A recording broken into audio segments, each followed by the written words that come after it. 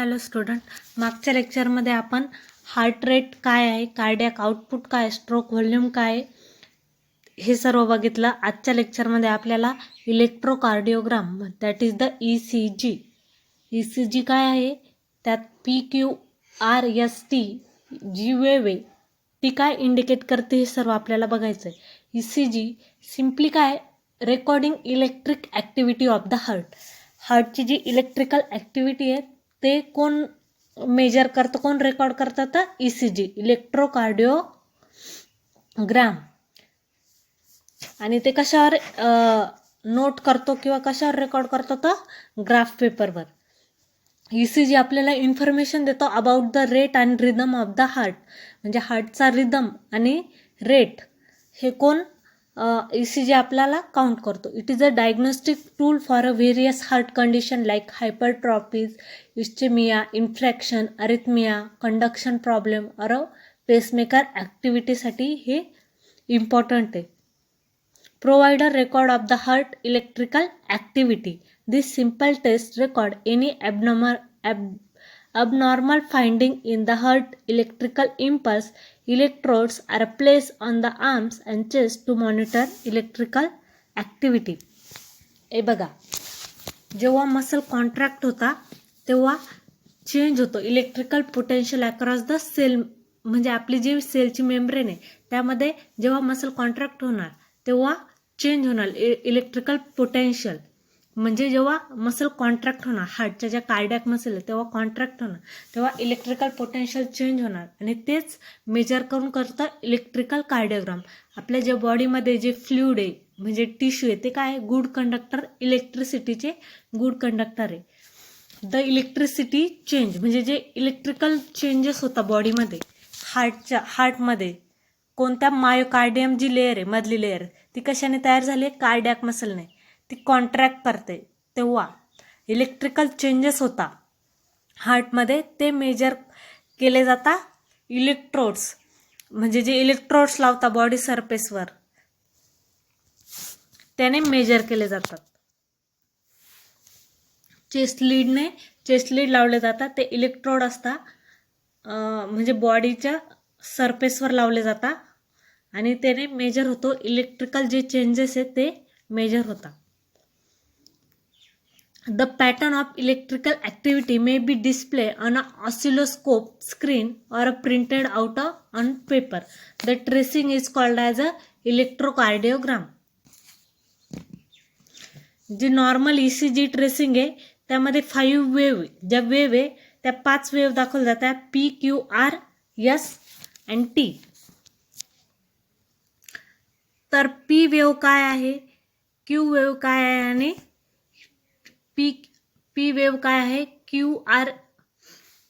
QRS wave काय आहे, ST wave काय आहे, हे सर्व तुम्हाला माहित पाहिजे. First, the P wave is a cause by the impulse of contraction within the atria. P wave कसले इम्पल्स, म्हणजे जी P वेव आहे, शॉर्ट छोटीशी वेव आहे, ती काय इंडिकेट करते, impulse of contraction within the आर्टरिया.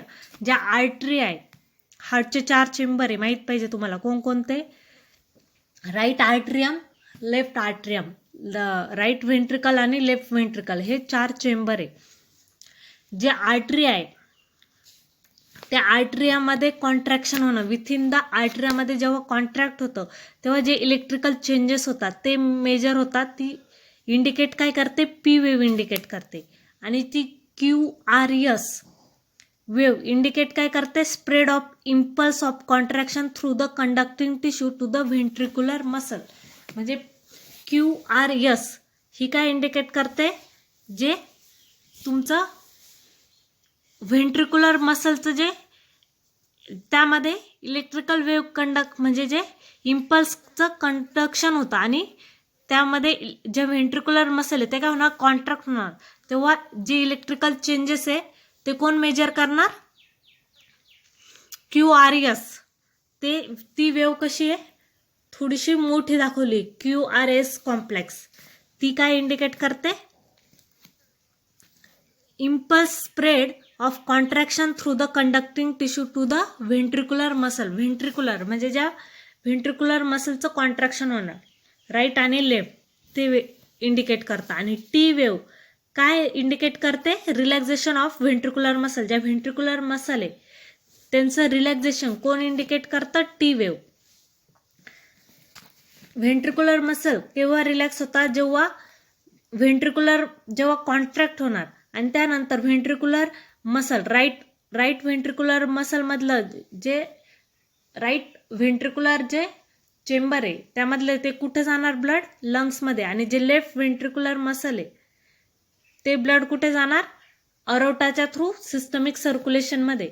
ते ब्लड रिकाम्या झाल्यानंतर जे रिलॅक्स होतं हार्ट, म्हणजे कॉन्ट्रॅक्शन रिलॅक्स होतं, ती इंडिकेट काय करतं? टी वेव्ह इंडिकेट करतं. आणि पी वेव्ह काय इंडिकेट करतं? Contraction within atria. आर्टरियाचं कॉन्ट्रॅक्शन होतं. आर्टरिया फर्स्ट जे राईट आर्टरियामध्ये काय येतं? सुपेरियर आणि इन्फेरियर वेना केवाच्या थ्रू ब्लड येतं, डिऑक्सिजनेटेड ब्लड. पूर्ण बॉडीकडनं डिऑक्सिजनेटेड ब्लड कनेक्ट करतं, ते ब्लड असतं. आणि लेफ्ट आर्टरियामध्ये काय कोणतं ब्लड असतं? तर ऑक्सिजनेटेड ब्लड लंग्सद्वारे येणारं, ते कॉन्ट्रॅक्ट होतं तेव्हा पी वेव्ह इंडिकेट करते. ते कोण इंडिकेट करतं? P wave. जेव्हा कॉन्ट्रॅक्ट होतं तेव्हा जे इलेक्ट्रिकल चेंजेस आहे ते कोण इंडिकेट करतं? P wave.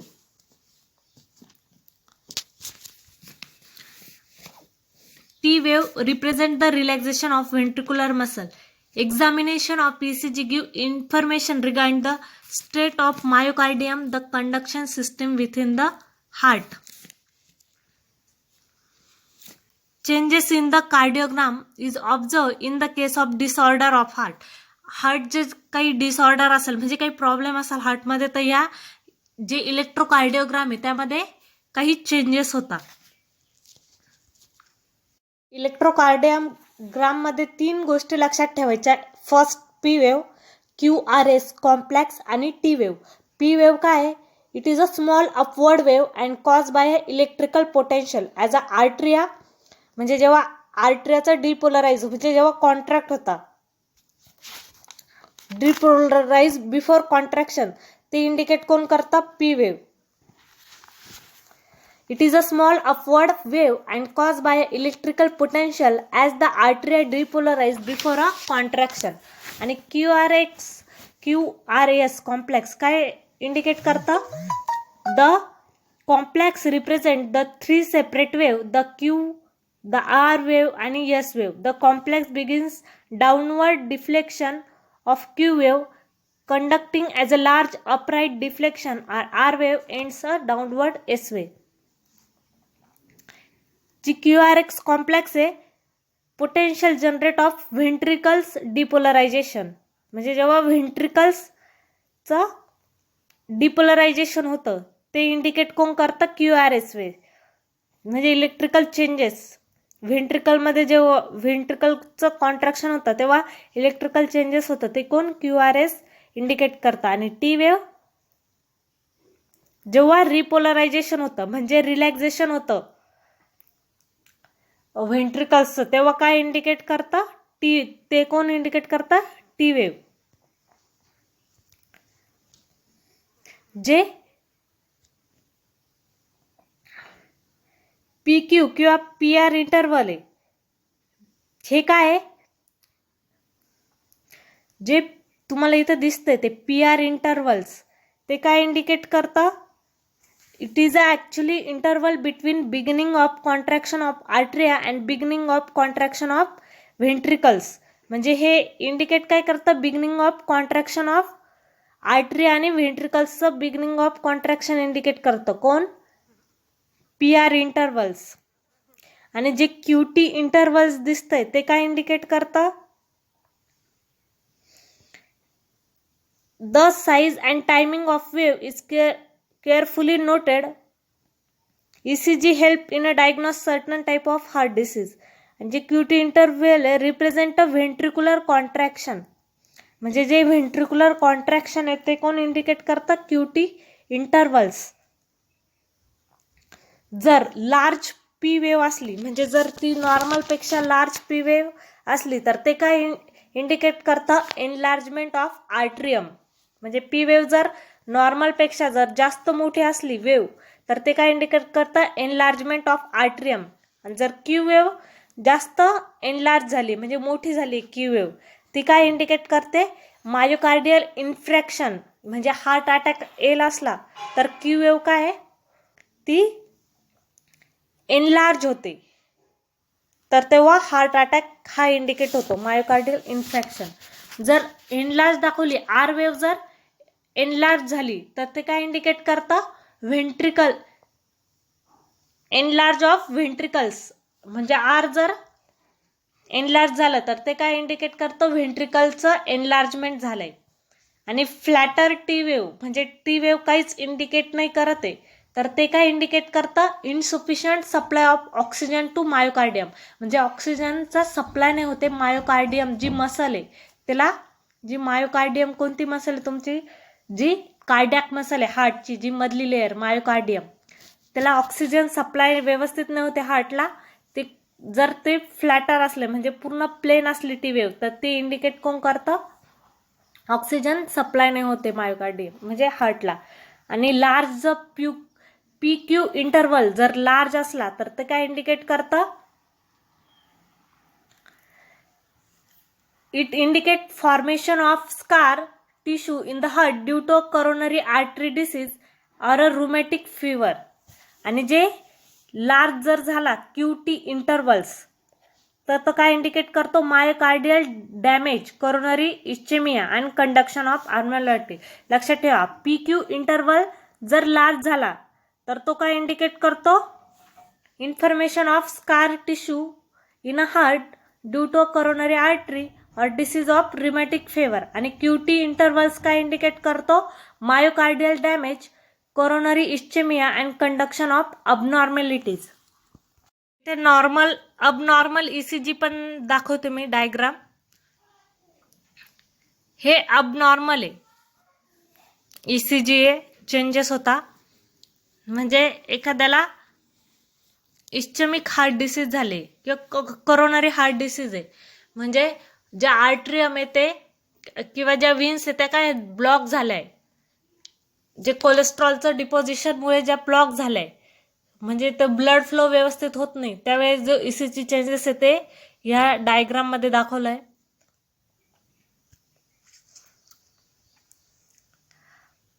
त्यानंतर नेक्स्ट आहे कंडक्शन ऑफ म्हणजे जे इलेक्ट्रिकल वेव्ह आहे जे म्हणजे कंडक्शन होतं ते कुठून स्टार्ट होतं सायनो आर्ट्रियल नोड पासून.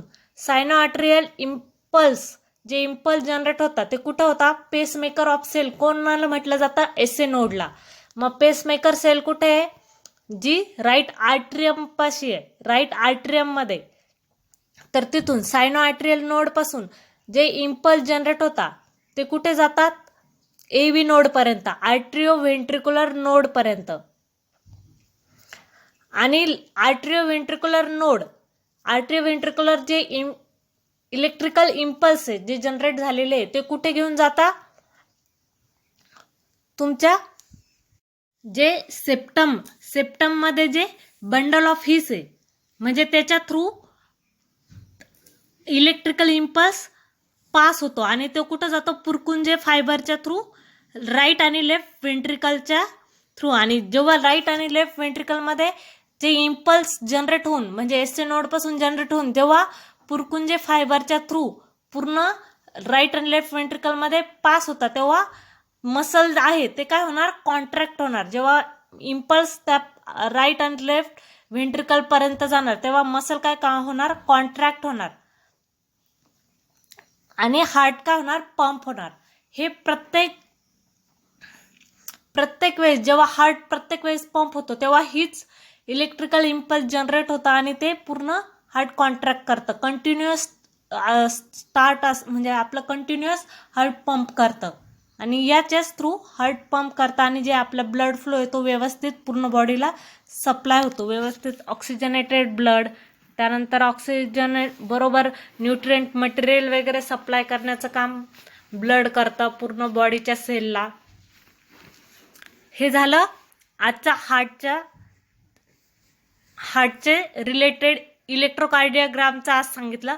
नेक्स्ट लेक्चरमध्ये हार्टचे जे डिसीज आहे वेगवेगळे, म्हणजे हार्टच्या रिलेटेड कोणकोणते, हायपरटेन्शन येईल किंवा त्यानंतर तुमचं आर्टरी डिसीज आहे किंवा हायपरटेन्सिव्ह आहे, कंजेनायटल हार्ट फेलियर आहे, बॅक्टेरियल एंडोकार्टिस आहे. हे काय आहे, हे नेक्स्ट जे डिसऑर्डर आहे हार्टचे ते आपण नेक्स्ट लेक्चरमध्ये बघणार आहोत. आजचं लेक्चर इथं स्टॉप करते मी.